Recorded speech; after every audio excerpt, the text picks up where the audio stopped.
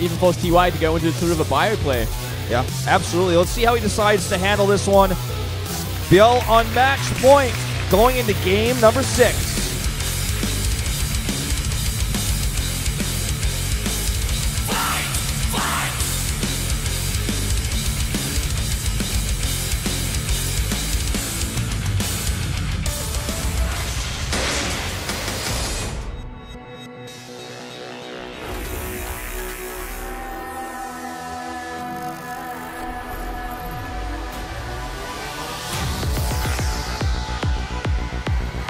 오랜 기다림의 노력에 대한 결실.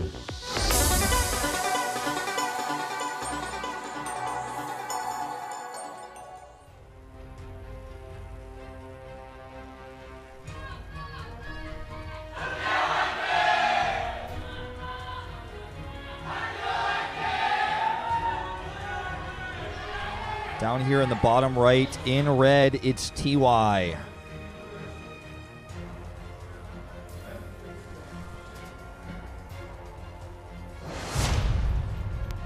If he loses this game, he's out. Down to his last life. Zerg player in the top left. It is ByuL. Match point. Best opportunity is this map. No, Terran really wants to go mech on this map. But it is cross map, so a little bit more of a breathing space for TY if he chooses to. Now, I'm going to pull a bit of a Kanata and kill esports. I'm going to have to take a restroom break before this game gets started. Hold down the fort. All right, mate. Literally killing esports, sorry. Literally. You're fine. Nice slow start to this game, nonetheless, as we are going to see TY go for his standard command center first. Good choice for a 4-player map. Good choice, especially because it is cross map. And ByuL answering it with a hatchery first. Not even scouting with a drone this time, so he's not afraid of any sort of proxy shenanigans at this point. I feel like he's probably seen TY's style enough this series already. Granted, it is the 6th game, so he's pretty confident there won't be any sort of cheese happening. TY always wanting to take it to the late game, always wanting to get to mech if he can. Though I kind of got a hunch. On this map, perhaps you want to go for that sort of bio tank style again. Maybe not, because if it is cross map, you do have more space, but when you look at the positions on this map, when you look at where the 3rd and 4th base are, trying to go mech, trying to hold it against especially the Roach Hydra Viper style is far less viable. You're going to lose bases pretty easily. Tanks are too spread out, and a lot harder to kind of keep it stable until that late game where you do make that giant army. I believe we saw ByuL against Innovation on this map as well, and ByuL kind of allowed Innovation to get to that late game on this map. He kind of sat there and let the map be halved off and was kind of prepared to trade efficiently rather than pressure him, which I think at that time was a huge mistake, and I believe ByuL ended up losing that game because of it. This map is so hard to kind of creep spread on. You get creep all over the map. You have to be pretty committed to it beyond most other maps. I mean, if you don't have that creep spread, it's so much harder to go into that Ultra Queen style, which is so important in the late game. It's one of those few styles you can actually trade against mech with at all. Zad or Broodlords, and either way, it's such a big map, it's so difficult. I'm back. Welcome back, Wolf. Just been talking about what might we see on this map, whether it be mech, maybe some bio tank style. I think because of the position, we probably will see mech. Yeah, I doubt we're going to see anything out of the ordinary from TY. He's got a lot of space to work with. It's going to be up to ByuL what he does. Is he going to be aggressive? Is he going to try and shut it down before it goes late? Or is he confident going to that place again like last game? Quick reactor Hellions of the starport. Starport far away from the barracks. Again, kind of more indicative of a drop rather than Banshee play. We do have 2 gases up now as well. And going for this reactor here. I'm going to force a repair. Baiting out the Lings. 2 Hellions about to come out there. It's not going to really mean much more. Speed finishes there. 2 extra Overlords this time. Doesn't look like he wants to get supply block. 2 kills for those Lings. Not the worst. Lings also scout. No add-on that barrack. So could very well just be straight up into Medivacs again. See a quick Overlord speed being researched here, of course. With that normatized carapace, you can actually go in and like see what's going on this map at cross spawn is pretty much your best bet to scout whether it's mech or bio. So I like that. Yeah, and look at this. We're actually seeing a very quick third base this time. First time ByuL really going for this kind of greedy style. Let's see if it comes back to bite him, though, because we are going to see a very aggressive TY. Very early armory, as well as that medivac. Yeah, and he takes the base that's closer to TY, so attacking move out is going to be a little bit easier versus this base. But it's also less expected. And the Hellions see no base over here to the right side. And they're actually waiting for a drop here. Oh, Overlord speed is finished as well, so he's getting a huge spread on the map here. Maybe he can identify this medivac's coming. Does he have the Lings out in time there? Yeah, he's 15. just making 2, and he just made a few more drones. I think with 15 Lings, he can defend this if he sends it in right now. Oh, here they come. Yeah, he should be absolutely fine with this. Oh! Loses a Hellion this early. That's rough. That makes things a little bit easier to defend. Still 3 Hellions are enough to one-shot drones. He's actually getting a Baneling nest as well. He might keep some Banelings for the defense. Did he cancel that the last second? I think he might have. Like, literally the last second. Yeah, I think he might have. Oh, no, he kept it. He kept it. Okay. So, yeah, it's not a bad choice to have, just in case. He's found that third base now. Can't do much with these, though. No. More Hellions coming up versus just pure Lings. He's got Armory finished. That's why these Banelings are going to be useful. And we are seeing Cloak Banshee behind us as well. Yeah, and the plating upgrade again as well. This is interesting. It's playing. All these games are pretty different from each other. Like, the core still seems to be similar, but wow, a lot of kills here in the natural. Yeah, wow. nice Oh man, he's gonna pull us away. 3 more, and he's gonna get 3 more. 12 have gone down now. Baneling's not even finishing off this last Hellbat, so you could actually support. You could have 4 Hellbats right here. Yeah, see you later. This base isn't mining. This is getting really messy, actually. ByuL maybe choosing the wrong map to go for that fast, quick third base on. All these queens are going to be dealing with 2 Hellbats while this drop goes into the natural. Yeah, and he can actually heal them with just a few Lings here. Look at that position on these mineral lines. Oh, man. Not getting any more drones, but he will clean up the Lings and then can kind of push his way forward here, forcing the queens back. 17 drone kills in total, putting the worker count ahead for TY at 46 to 45. That is, so many drones have gone down. They're pretty even at this point, but he really wanted to try and fully saturate that third base long before TY even had his third command center at the third base. Now, he's making an Overseer, which is important because Banshee's coming in. And Cloak finished. Let's see how much damage he finds here. The Overseer is at the natural. Yeah.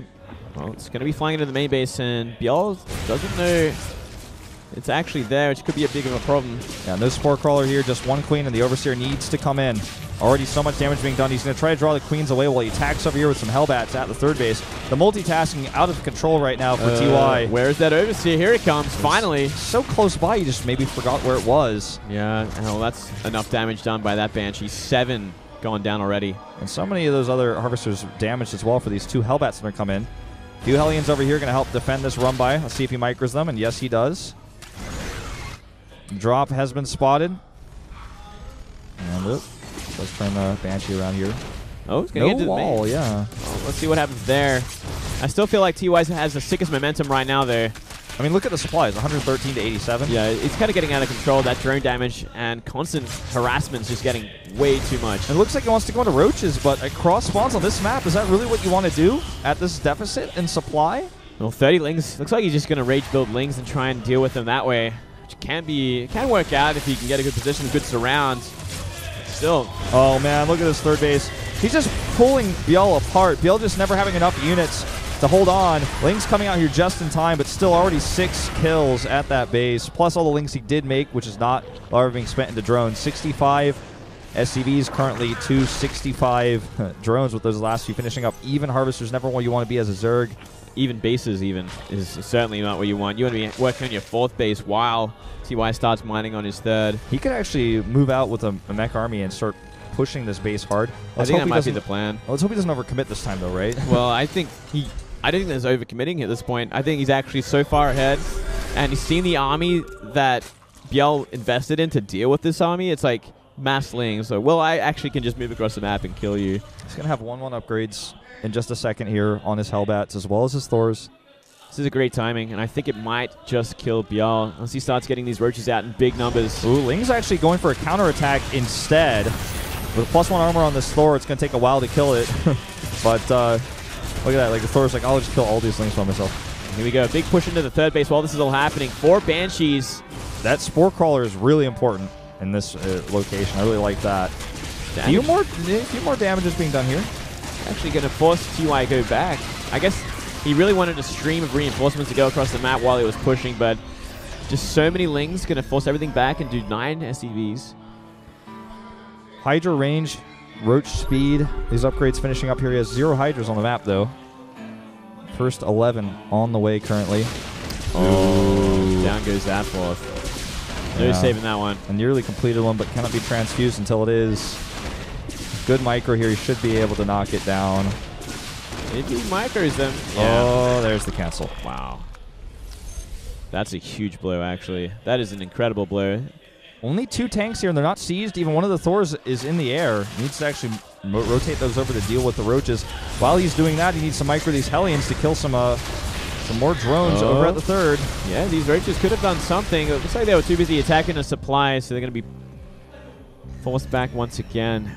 There's actually a ton going on in this game right now. Exciting game. This is like one of the most high skill cap, like micro-intensive, harass-intensive mech versus Zerg games. It's one of those games where if the Terran gets a lot of momentum, it's so hard for the Zerg to regain control and keep an economy on par or higher. Sure. I mean, make no mistake, if this were any smaller map with this kind of advantage, the game would be over.